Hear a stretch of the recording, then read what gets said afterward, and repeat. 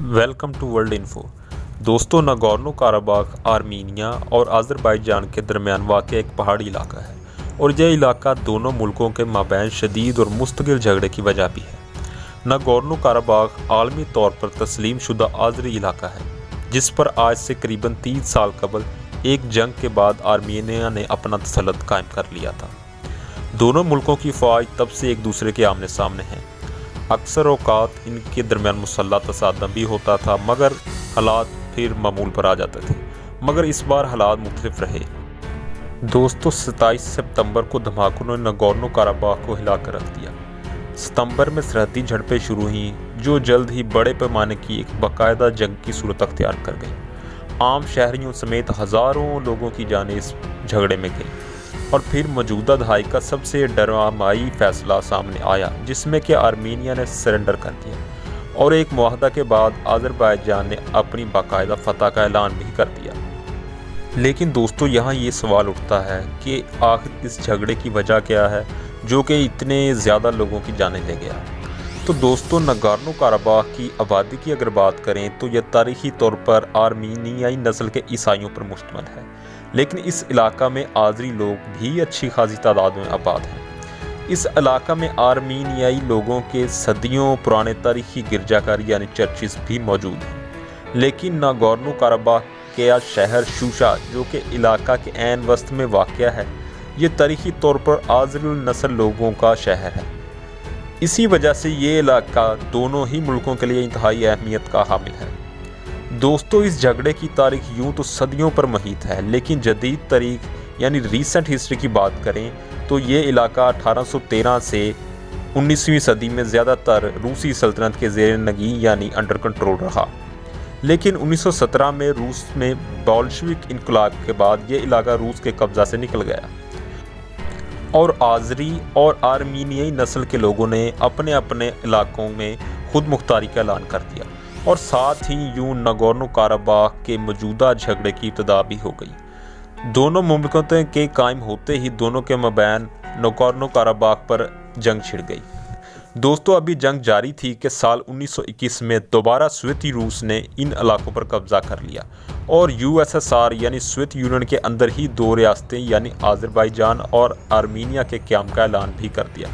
अलबत्ता Nagorno Karabakh को Azerbaijan के अंदर ही नीम खुद मुख्तार इलाका करार दे दिया गया। दोस्तों, अगरचे इस शहर यानी नागोर्नो काराबाख के इलाके के लोगों ने एहतजाज भी किया और आर्मीनिया के साथ जाने का मुतालबा भी किया, मगर सोवियत यूनियन ने इसको मुस्तरद कर दिया। दोस्तों, रूस के इन इलाकों पर कब्ज़े से ये इलाके पुरअमन हो गए और इसमें कोई ज़्यादा बड़ा झगड़ा नहीं हुआ। लेकिन 1980 में अंदरूनी और बैरूनी दबाव की वजह से सोवियत रहनुमाओं ने अपनी मशहूर ज़माना ग्लासनोस्ट पॉलिसी का ऐलान कर दिया जिसके तहत सोवियत शहरियों को ज़्यादा सियासी आज़ादी दी गई। दोस्तों, ग्लासनोस्ट पॉलिसी के चंद ही साल बाद यानी 1988 यानी 1988 में आर्मीनियाई लोगों ने एक रेफरेंडम के बाद अज़रबैजान से अलहदगी का ऐलान कर दिया। इस रेफरेंडम के बाद जहां आर्मीनिया में इसके हक़ में रैलियां निकाली गईं तो दूसरी तरफ अज़रबैजान में इसके खिलाफ एहतजाजी मुजाहरे हुए। यूँ इस झगड़े ने एक बार फिर सर उठा लिया और दोनों धड़ों में मुसल्लह लड़ाइयाँ शुरू हो गईं। दोस्तों, लड़ाइयाँ भी जारी थीं कि साल 1991 में सोवियत यूनियन का शराजा बिखर गया। सोवियत यूनियन के बिखरने पर अज़रबैजान और आर्मीनिया ने अपनी अपनी आज़ादी का ऐलान कर दिया और साथ ही एक बार फिर दोनों के माबैन जंग का आगाज़ हो गया। ये जंग 3 साल तक जारी रही। करीबन 20,000 लोगों की इस जंग में मौत हुई और लाखों बेघर हुए। हत्ता कि 1994 में दोनों मुल्कों के दरमियान सीज़ फायर मुआहदा हुआ। इस जंग का नतीजा ये निकला कि नागोर्नो काराबाख समेत अज़रबैजान के कई दूसरे इलाके भी आर्मीनिया के कब्ज़े में चले गए। इस कब्ज़ा की वजह से हज़ारों आज़री लोगों को अपना घर बार छोड़कर अज़रबैजान के दीगर इलाकों में पनाह लेना पड़ी। 1994 में सुलह रूस ने करवाई। इसने तनाज़ा के हल के लिए अमेरिका और फ्रांस से मिलकर एक ग्रुप भी बनाया जिसने कई सिफारिशात पेश की जिनको दोनों ही फ्रीकैन यानी अज़रबैजान और आर्मीनिया ने यकसर मुस्तरद कर दिया। दूसरी तरफ आर्मीनिया ने साबका अज़रबैजानी इलाकों के न सिर्फ नाम तब्दील कर दिए बल्कि वहाँ आर्मीनियाई लोगों को आबाद करना शुरू कर दिया। ایک طرف آرمینیا ان کارروائیوں میں مصروف تھا تو دوسری طرف آذربائیجان بھی کم بیک کے پلان بنا رہا تھا۔ اس کے لیے اس نے 2008 سے 2019 تک اپنی فوج پر $24 بلین خرچ کیے، جو کہ آرمینیا سے 6 گنا زیادہ تھے۔ زمینی صورتحال کی بات کی جائے تو دونوں ہی ملکوں کی افواج آمنے سامنے رہیں اور سال 2018 میں 4 دنوں کی ایک مختصر جنگ بھی دونوں کے مابین ہوئی۔ لیکن دوستو، یہی وہ موقع تھا کہ جب روس کے علاوہ ایک ملک اور نے بھی اس مسئلہ میں مداخلت شروع کی، اور یہ ملک تھا ترکی۔ دوستو، پچھلے چند سالوں سے ترکی خطہ میں موجود تنازعات میں بھرپور مداخلت کر رہا ہے۔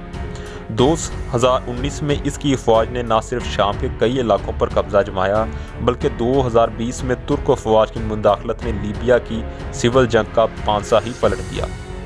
دوستو، اس سال جب ناگورنو قراباخ کے محاذ پر جولائی میں کچھ جھڑپیں ہوئیں تو ترکی نے حالات کو بھانپتے ہوئے اپنی فل سپورٹ آذربائیجان کو فراہم کی، جس کی زیادہ تر آبادی ترک نسل سے ہی تعلق رکھتی ہے۔ اسی سال اگست 2020 میں دونوں ملکوں کے مابین فوجی مشقیں بھی ہوئیں، جس میں ترکی کے فراہم کردہ بائرکٹار TB2 ڈرونز کا بھی خوب استعمال کیا گیا، جس کے بعد ترکش ہتھیاروں کی آذربائیجان کو سپلائی ڈرامائی طور پر بہت زیادہ بڑھ گئی۔ یہ تمام چیزیں اشارہ کرتی ہیں کہ انقرہ اور باکو اس جنگ کے لیے مہینوں پہلے سے تیاری کر رہے تھے، اور ترکش مدد کے ساتھ آذربائیجان نے ستمبر میں حملہ شروع کیا اور ایک ہفتہ کے اندر ہی آذری فوج آرمینیا کے قبضہ کردہ علاقوں میں 20 کلومیٹر تک اندر چلی گئی، اور آئندہ آنے والے چند ہفتوں میں نہ صرف آذری ٹروپس مزید آگے بڑھتے چلے گئے، بلکہ یہ آرمینیا کے بارڈر کے بالکل پاس ہی پہنچ گئے۔ آرمینیا کی فوج نے مقابلہ کی کوشش کی، مگر وہ ڈرونز کے سامنے بالکل ہی بے بس نظر آئی، اور پھر دن آیا 8 نومبر کا، جب آذری فوج نے سب سے بڑی فتح حاصل کی، جس میں انہوں نے تاریخی شہر یعنی شوشا پر قبضہ جما لیا، جو کہ ناگورنو قراباخ کے دارالحکومت سٹیپناکرٹ سے محض 15 کلومیٹر دوری پر واقع تھا۔ یہی وہ وجہ تھی جس کی وجہ سے آرمینیا نے سرنڈر کرنا ہی بہتر سمجھا۔ دوستو، روس کی مدد سے دونوں ملکوں کے مابین سیز فائر معاہدہ طے پایا۔ اس معاہدہ کے تحت وہ علاقے جن پر آذربائیجان نے کنٹرول حاصل کیا ہے وہ اسی کے پاس رہیں گے، اور آرمینیا ایک مقررہ تاریخ سے پہلے دیگر مقبوضات اس کے حوالے کر دے گا۔ ناگورنو قراباخ کا علاقہ آرمینیائی لوگوں کے زیر انتظام ہی رہے گا، مگر اس میں آرمینیا کی اب کوئی عملداری نہیں ہوگی۔ روس کی فوج کے 2000 سے زیادہ اہلکار اس علاقے میں موجود رہیں گے آئندہ 5 سال تک کے لیے۔ اس طرح روس کی ایک مسلسل اور مستقل موجودگی ان علاقوں میں رہے گی۔ اگر ترکی کی بات کریں تو ترک افواج بھی کسی حد تک اس علاقہ میں اپنی موجودگی برقرار رکھیں گی، بلکہ ایک سڑک بھی ترکی سے آرمینیا کے علاقوں سے گزرتے ہوئے آذربائیجان تک بنائی جائے گی، جس سے نہ صرف ترکی اپنی تجارت براہ راست آذربائیجان سے کر سکے گا، بلکہ اس کی ایک اسٹریٹجک پوزیشن بھی مضبوط ہو جائے گی۔ دوستو، اس معاہدہ کے بعد جہاں آذربائیجان میں فتح کا جشن ہے تو دوسری طرف آرمینیا میں شکست کا سوگ ہے، جہاں لوگ احتجاج کر رہے ہیں۔ آرمینیائی نسل لوگوں کو اب اپنے گھروں سے بے دخلی کا خوف ہے، تو دوسری طرف آذری لوگوں میں 30 سال بعد اپنے علاقوں کو واپسی کی خوشی بھی ہے۔ بہرحال موجودہ معاہدہ جیسا بھی ہو، لیکن یہ ان دونوں فریقین کے مابین دشمنی کو مستقل طور پر ختم نہیں کر پائے گا۔ دوستو، عین ممکن ہے کہ آئندہ آنے والے وقتوں میں فریقین کے مابین یہی مسئلہ پھر سے سر اٹھائے، کیونکہ معاہدہ کے تحت عارضی صلح تو کروا دی گئی ہے، لیکن آرمینیائی نسل لوگ جو کہ ناگورنو قراباخ میں موجود ہیں، ان کے مطالبات کا کوئی مستقل حل نہیں نکالا گیا۔ دوستو، امید کرتے ہیں کہ آپ کو ہماری یہ کاوش پسند آئی ہوگی۔ اگر ہماری ویڈیوز آپ کو پسند آئے تو لائک اینڈ شیئر کریں، اور ہاں، کمنٹس کرنا بھی مت بھولیں۔